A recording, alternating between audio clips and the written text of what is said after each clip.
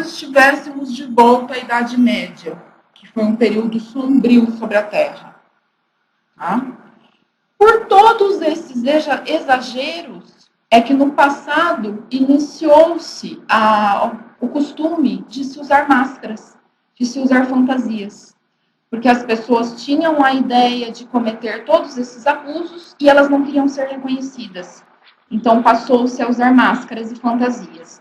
Inclusive, foi por conta disso também que os assaltantes começaram a usar máscaras e fantasias. Foi por conta desse período. Foi para evitar o reconhecimento. Tá? Então, as pessoas poderiam se entregar a todos os excessos e não seriam reconhecidas. Inclusive, é importante lembrar que muitas dessas máscaras, dessas fantasias, desses bonecos que são espalhados por aí nessa época, que são aquelas coisas horríveis, grotescas, de filme de terror, eles foram inventados no meio dos trevosos. E como que chegaram até nós? Quando nós estamos em desdobramento, no sono físico, nós nos encontramos com quem temos afinidade e recebemos as influências que nós nos deixamos receber.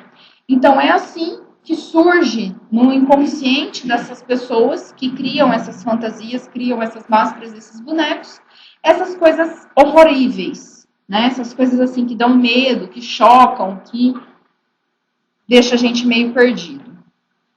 Tá? Bom, o que acontece? Uma concentração de milhões de pessoas pensando na mesma coisa. Uma concentração numa fúria carnavalesca. Uma concentração maciça de coisas, de uma coisa negativa, de uma nuvem negativa rondando a todos. Essas pessoas irradiam esses pensamentos de modo enlouquecido, tá? O que leva a uma mobilização das trevas, uma manifestação das trevas, que são atingidas por essas irradiações, por esses pensamentos doentios, e que voltam para quem está emitindo essas ideias. Então, acaba gerando um círculo vicioso de coisas negativas, né? Vira uma simbiose entre foliões e trevosos. O que é essa simbiose?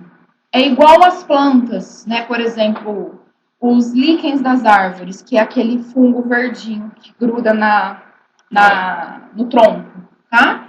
O que é aquilo ali?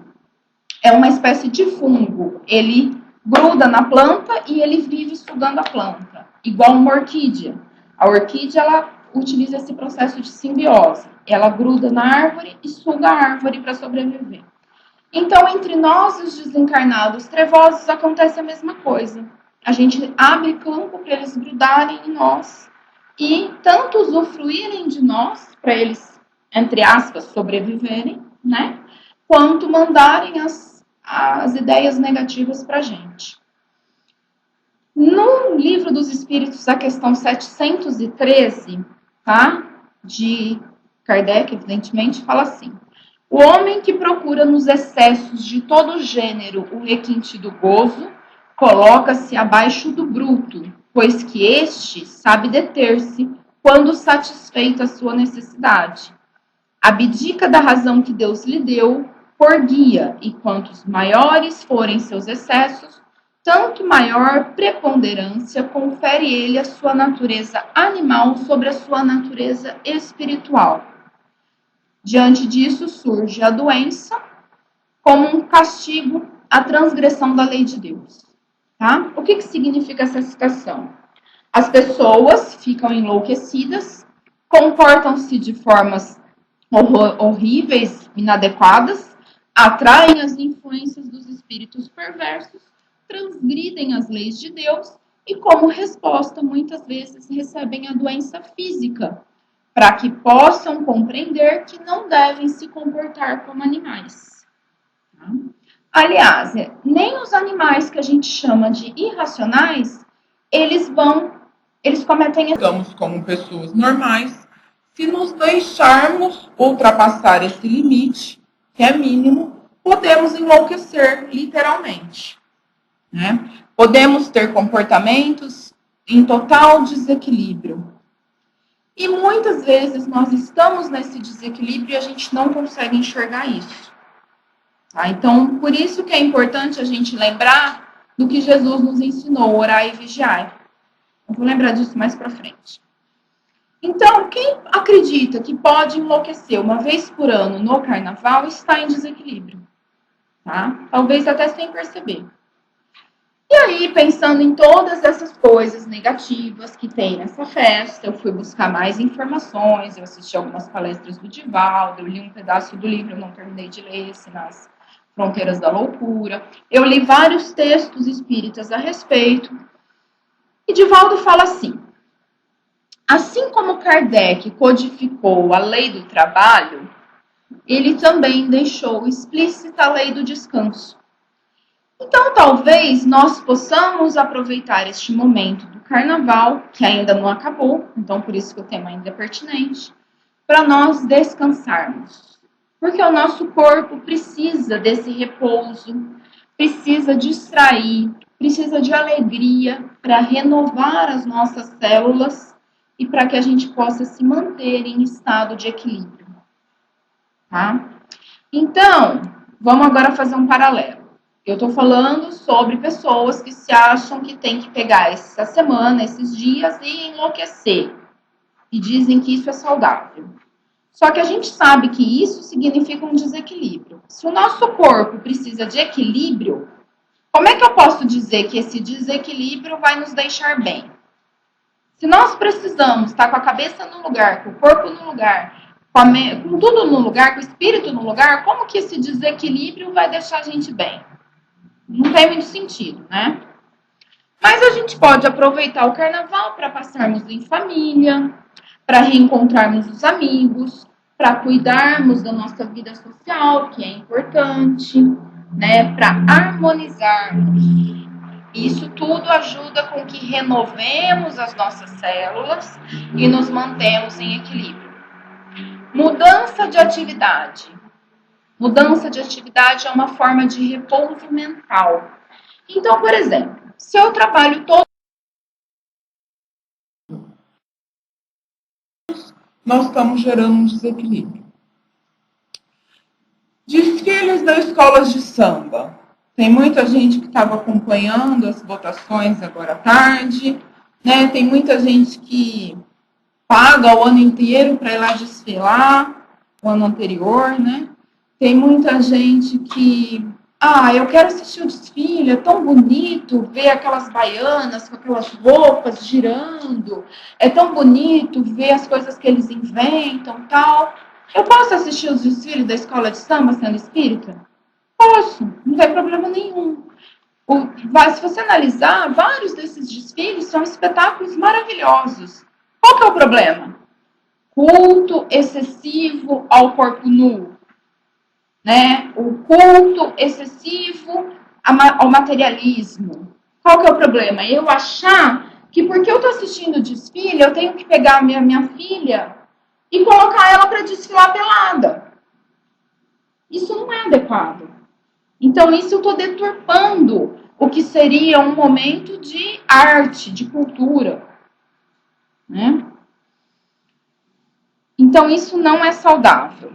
Se as pessoas optam por beber em excesso, usar drogas, serem violentas, são essas pessoas que estão deturpando o momento, que poderia ser aproveitado para o descanso, para o encontro consigo mesmo, para os estudos, para o autoconhecimento, para vibrações positivas, para pensamentos edificantes e até retiros espirituais. Muitas religiões, nesse momento, fazem o quê? Fazem retiros espirituais. As pessoas pegam um momento que está valendo a carne, que está valendo pensamentos negativos, que está valendo toda essa coisa negativa e vão fazer o quê? Vão rezar, vão vibrar para que tenha um equilíbrio de positivo e negativo no planeta, né? Para que as pessoas voltem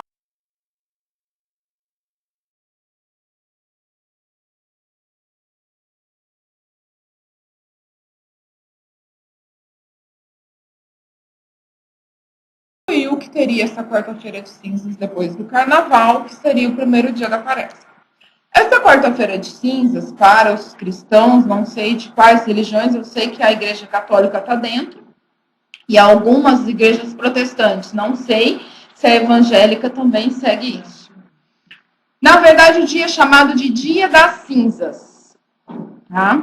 É uma data especial para essa comunidade. É uma herança judaica. Então, os judeus, há muitos anos atrás, faziam isso. Simboliza o quê? Dever da conversão e da mudança de vida. Me converter, de mudar de vida. Então, depois que eu cometi todos os abusos do carnaval, no dia seguinte eu me arrependo e começo a mudar de vida, tá? Bom, a quaresma vai dessa quarta-feira até a sexta-feira anterior ao domingo de Páscoa, tá? Então, geralmente tem essa missa que tem as cinzas e tal, né? Esses ramos também são abençoados. Eles falam assim: lembra-te que és pó e que ao pó voltarás. Convertei-vos e crede no evangelho. Que evangelho é a boa nova. Né? Evangelho e boa nova quer dizer a mesma coisa. Então, o indivíduo periodicamente cobria-se de pó, porque achava que isso era importante para essa conversão, para essa mudança de vida. Tá? Até São Francisco de Assis, quando sentiu a aproximação do desenlace corporal, se deitou, pediu que tirassem as suas roupas e o cobrissem de cinzas. Tá? Bom, então as pessoas passam cinzas em seus corpos após a loucura do carnaval, achando que vai começar com esse ritual um processo de arrependimento e transformação, abandonando os velhos hábitos pecaminosos e tudo o que aconteceu no carnaval do lado para começar a mudar.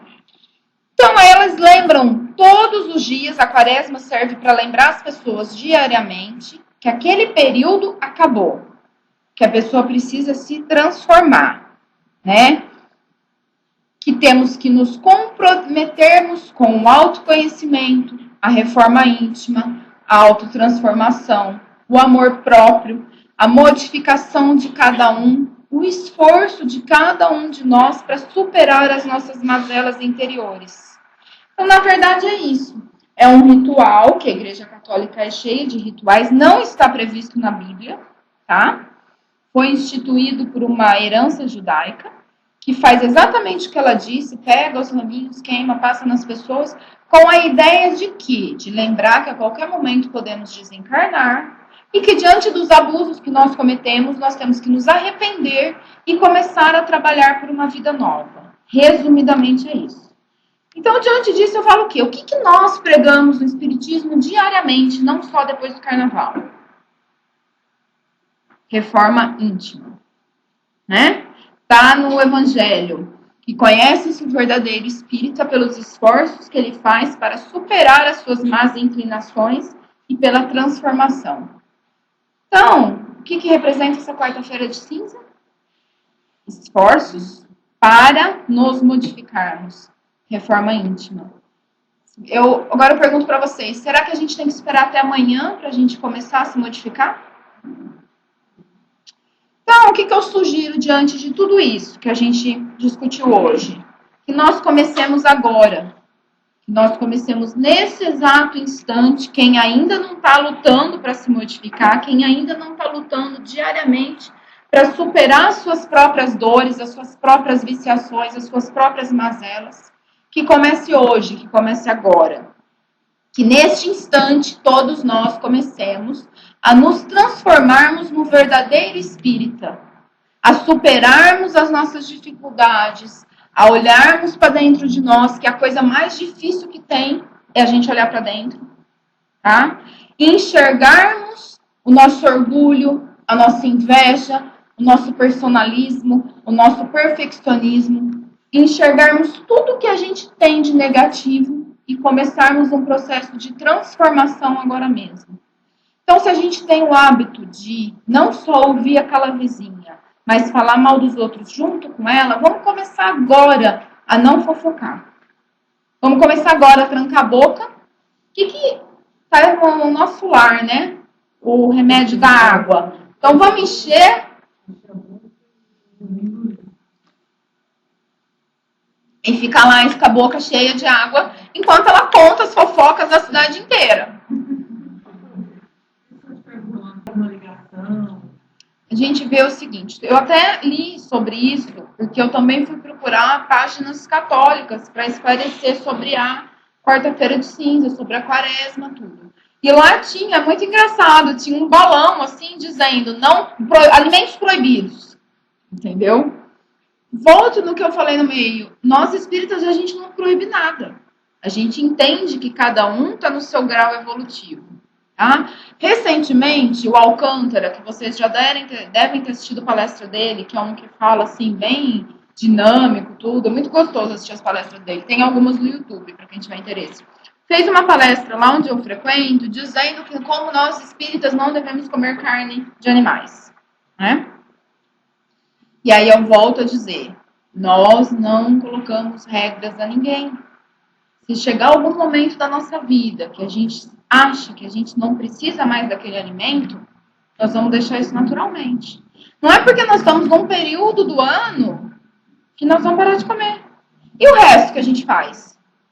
Nós vamos parar de... Quem bebe o seu vinho, sua cerveja, vai parar de beber nesse período? Lá em casa, mas vai parar de beber, vai parar de fumar, vai parar de falar mal da vida alheia, vai parar de comer em excesso, porque quer um vício maior do que a gula que a gente tem hoje? Mas é mais ou menos isso. Então, por exemplo, não é um alimento que vai fazer você melhor ou pior. Inclusive, Jesus falou, não é o que entra pela nossa boca, mas é o que sai dela. Isso está no Evangelho, né? Porque que é aquela parte das mãos não lavadas, né? Que ele quis mostrar o quê? Que o mais importante é o que a gente fala, e não o que nós estamos comendo, o que nós estamos ingerindo, ou se nós bebemos ou não. Tudo bem, eventualmente, se a pessoa bebe, tem algum problema? Eu acho que eventualmente não. Agora, aquela pessoa que é dependente do álcool, ela tem um problema. E ela precisa buscar ajuda. E nós, espíritas, temos que aprender a enxergar isso e proporcionar essa ajuda. Né? Porque não adianta, por exemplo, a pessoa às vezes tem um problema com o álcool e ela vai buscar ajuda na igreja católica, na igreja evangélica, e o espírita não está lá para amparar. Né? E nós podemos ajudar através do passe, da água fluida, das palestras, da reforma íntima, do estudo. Nós estamos das salas mediúnicas, a gente pode começar a trabalhar essa pessoa que tem um vício. Então, a gente tem todos os mecanismos na mão para mudar. A gente simplesmente não faz. Né? Então, será que é mais importante o que entra ou o que sai? Quando nós destilamos veneno, que ela leu no Evangelho, nós estamos fazendo o quê? Nós estamos contrariando tudo isso. Então, eu penso assim, né, de tudo que eu já estudei, eu acho que não tem essa questão, você está proibido de comer determinado alimento, de ouvir música. Meus avós faziam assim com a gente. Colocava a gente sentado, mas era eu e minha prima nessa época, não tinha meu irmão, nada disso. E como que você ia segurar duas crianças sentadas no sítio, que queria correr, mexer com terra, comer planta e etc. Né? Nossa paixão era comer a rosa que a minha avó tinha. Minha avó tinha uma roseira branca, nossa paixão era comer as pétalas da rosa. Como que você vai segurar dois cachorrinhos assim, selvagens? Ficava contando contos de terror. O que é mais saudável? Você deixar a criança ficar correndo ou você ficar contando contos de terror para a criança ficar sentada? O que o nosso pensamento está gerando com isso? Então, sabe, a gente tem que ter um pouco de coerência. Como que você vai segurar as crianças? Não, criança, você vai deixar de ser criança nesse período. Você não vai correr, não vai brincar, nada. Os animais param nesse período? A natureza para nesse período? Que é a coisa mais perfeita do que a natureza, em sintonia com Deus e com sintonia com... É assim, diante de tudo que eu estudei, eu acho que não se aplicam essas proibições. Por quê? Por conta do que eu acabei de falar, que eu li em Divaldo e vários outros. Nós, espíritas, não exigimos proibições das pessoas. Nós não proibimos que as pessoas façam ou deixem de fazer as coisas. Nós entendemos que nós temos o livre-arbítrio. Nós ensinamos E nos ensinamos que algumas atitudes não são tão saudáveis. Mas cabe a cada um de nós trabalharmos pela nossa reforma íntima, trabalharmos por nos melhorarmos, para podermos superarmos essas dificuldades conforme a nossa evolução. Para que a gente não dê um passo para frente e 3 para trás. Então, às vezes, é melhor a gente ir evoluindo passinhos de bebê, mas continuar indo para frente, do que você dar um passo para frente e 3 para trás, um passo para frente, 3 para trás, um passo para frente, 3 para trás. É muito mais difícil você sair do lugar assim, né? Meu pensamento. Bom, gente, obrigada pela presença novamente, pela oportunidade. E eu espero que vocês possam aproveitar, assim como eu pretendo que algum dia eu consiga, de ir me transformando dia a dia, né?